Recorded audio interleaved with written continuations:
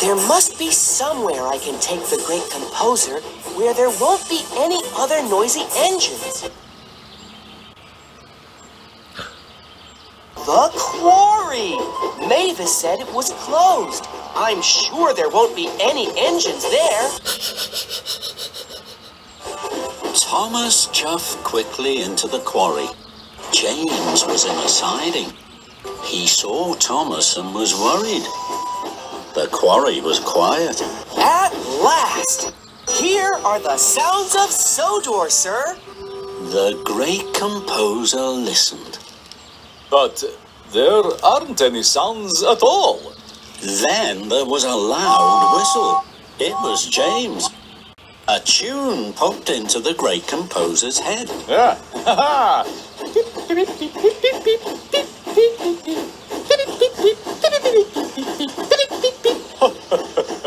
Hello, Thomas. Thomas wasn't pleased to see James at all. What are you doing here, James? The quarry is closed. Stop whistling, James. The great composer can't hear the Sounds of Sodor. Then there was trouble. Thomas, look out! Thomas stopped just in time. My special tune!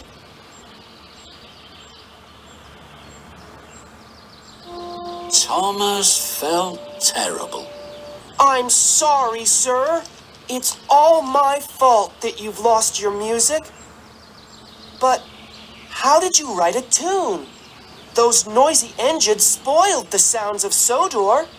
But your noisy friends sounded wonderful, Thomas. So, my noisy friends are the Sounds of Sodor. Of course. But now it is too late. The concert will have to be starting very soon, and we have no tune. Then an idea bubbled in Thomas's boiler. Maybe it's not too late. James, will you help me, please? Of course I will, Thomas.